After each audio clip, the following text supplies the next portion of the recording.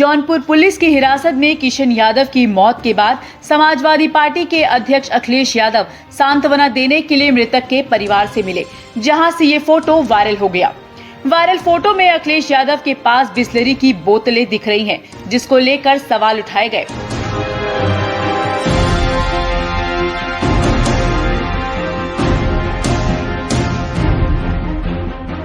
कांग्रेस नेत्री पंखुड़ी पाठक ने भी ये फोटो शेयर किया।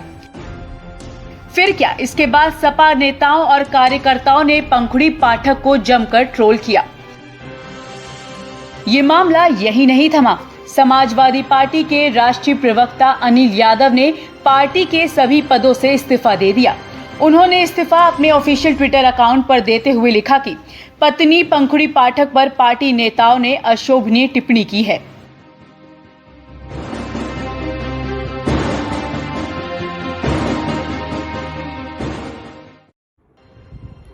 नमस्कार साथियों, आप सभी लोगों ने आज सुबह देखा होगा कि मेरे फेसबुक और ट्विटर पर मैंने स्टेटस डाला है, जहां पर मैंने समाजवादी पार्टी के साथ अपने सभी संबंध समाप्त होने की बात कही है। साथियों, आप यकीन मानिएगा, ये मेरे लिए बहुत ही मुश्किल फैसला था, बहुत ही कठिन फैसला था, क्योंकि जिस पार्टी से आप कॉलेज के दिनों से जुड़े हो उसे आप एक दिन में नहीं छोड़ सकते।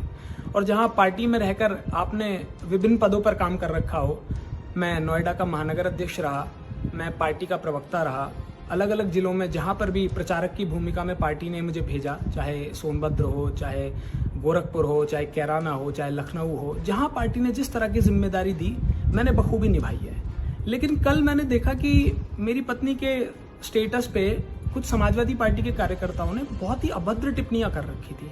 वो अभद्र टिप्पणियां मैं समझता हूँ सभ्य समाज में किसी भी महिला के लिए नहीं होनी चाहिए।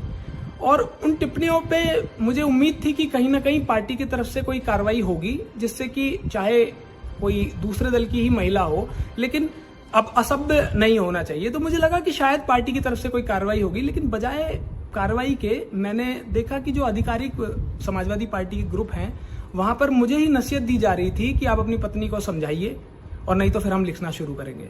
तो मुझे उस टाइम पे लग गया कि जहां जिस पार्टी में रह के मैं अपने परिवार की और अपने घर की महिलाओं की सुरक्षा सुनिश्चित नहीं कर सकता, उनका सम्मान सुनिश्चित नहीं कर सकता, वहां प्रदेश की महिलाओं की या बेटियों की बात मैं कैसे कर पाऊंगा।